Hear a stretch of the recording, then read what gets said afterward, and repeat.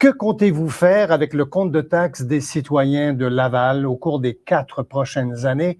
La parole appartient à M. Trottier. Bien, de notre côté, nous, on s'est engagé à geler les taxes pour 2022. Donc, on va récupérer ces 5,7 millions qu'on ne chargera pas aux citoyens. Et pour de 2023-2025, nous allons avoir un taux de taxation de 1,33.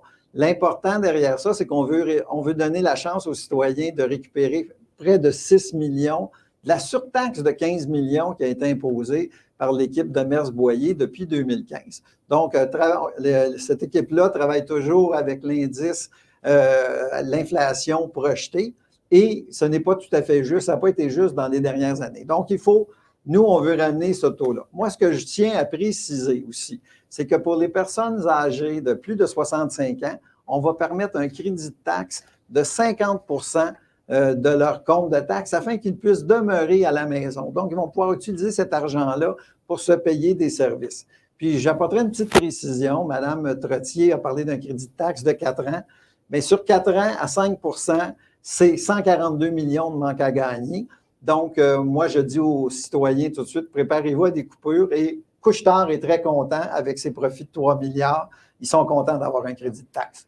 Merci, M. Trottier. La parole appartient à M. Boyer avec ce compte de taxes des citoyens pour 4 ans. Oui, merci. Ce qu'on s'engage à faire, c'est de ne pas augmenter davantage les taxes que ce que l'inflation est prévu. D'ailleurs, contrairement à ce que mon collègue a dit, c'est un engagement qui a été respecté. On a augmenté globalement sur 4 ans de 4,6 les taxes et l'inflation la plus récente, cumulative sur 4 ans, est rendue aujourd'hui plus aux alentours de 8 Donc, on a respecté cet engagement-là.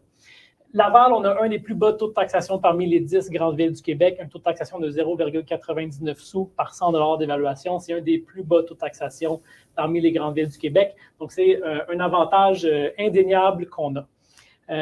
Par la suite, j'aimerais peut-être mentionner par rapport à ce que mon collègue vient de dire sur le report de taxes pour les 65 ans et plus. Ça peut sembler une idée intéressante. Par contre, il y a un gros enjeu avec ça, c'est qu'au sens de la loi, une ville, on ne peut pas traiter les gens de manière différente par rapport à la taxation. Donc, l'approche qu'on doit avoir par rapport à la taxation doit être la même pour l'ensemble des citoyens. On ne peut pas faire de discrimination basée sur l'âge, ou l'origine, ou le statut de la personne. Et donc, ça me semble une idée intéressante, mais tant qu'à moi, irréaliste, inapplicable. Merci, M. Boyer. Mme Trottier. Alors, bien, comme je l'ai mentionné, le gel de taxes, c'est très sérieux.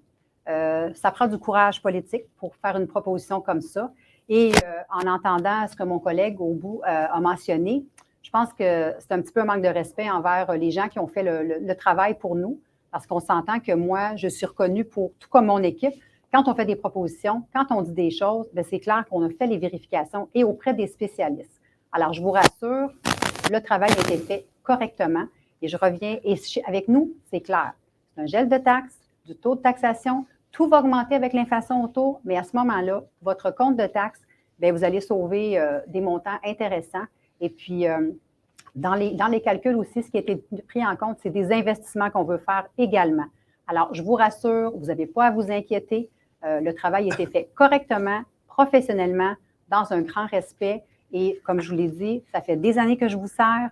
La priorité, c'est de prendre soin de vous et c'est ce qu'on a l'intention de faire à Action Laval.